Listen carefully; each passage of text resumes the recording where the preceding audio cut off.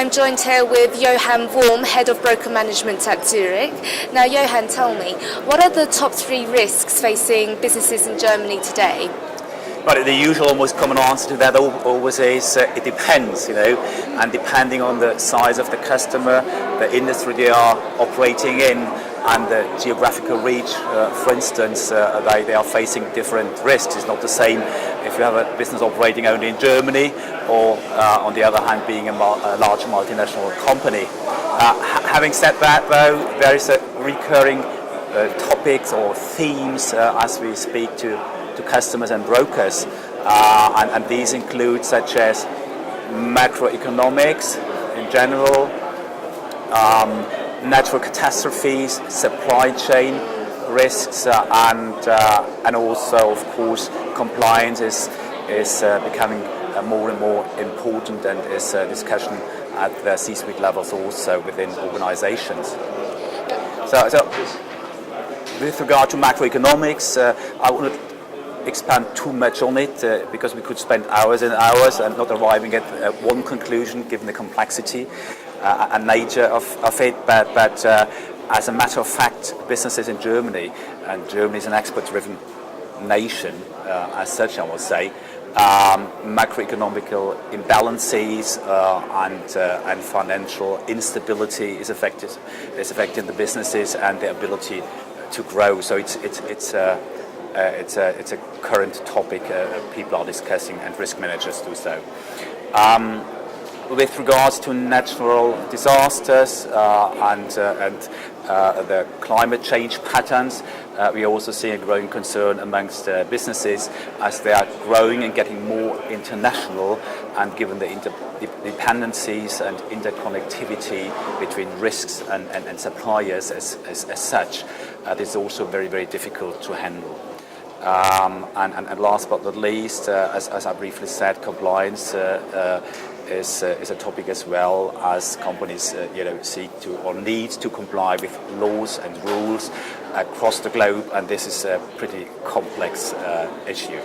Now, you've identified 3 very challenging risks for risk managers and insurers alike. How are businesses innovating to deal with these risks? So I think what we are seeing here is a trend towards professionalization in terms of risk management strategies and also techniques, as it is impossible to be prepared for every kind of disaster. What is most highly ranked on the list of priorities is definitely business continuity. How can we prevent risks, and how can we, after we've taken a hit or punch, so to say, withstand and move on. So business continuity to make businesses more resilient and robust is a current theme as well. This is what I think businesses are doing, organizations are doing, and they are investing heavily in being much more proactive instead of reactive. Having said that, with regards to the customer segments, we are seeing businesses, the large international businesses or stock-listed companies, are much more advanced in that respect than for instance, medium-sized companies. Great, and what about insurers? How are they innovating to respond to these risks? What are they doing in particular? Yeah, I mean, also here at DVS, obviously, innovation is a major topic. And coming back to what I outlined earlier with regards to the macroeconomical imbalances, we're seeing that all companies, all organizations are applying a kind of tight expense management, and it goes without saying, if you have a tight expense control and your budget for insurance is not expanding or growing, how would you in a position to buy more insurance?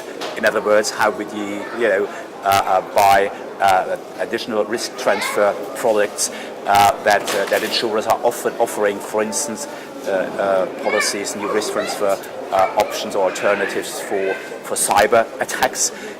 Zurich also, like others, and as a leading insurance company, we're also contributing to the innovation as such, and we've launched a data and cyber protection policy. The same goes for supply chain interruption.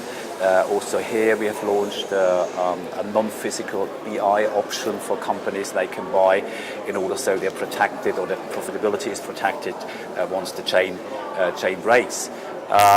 With regards to the aspect of compliance and to comply with rules and regulations across the globe, and as you can imagine, to understand what you're allowed to do in 200 countries around the globe is very difficult and very complex, and it would be very inefficient, I would say, if each and every a company or stakeholder within that community of risk managers, brokers or insurers would try to come up with a solution, which is not possible. So in the past we have also invested a lot of time and money in order to supply or render support for companies with large international risks, so they can operate and know what they're allowed to do in foreign countries. Therefore, our multinational insurance application, which is a very comprehensive database, offers customers and brokers, and they use it, the ability to understand what they're allowed to do in terms of foreign markets where they operate in, and whether they can buy insurance or should have local coverages and the like. So I think this is basically it.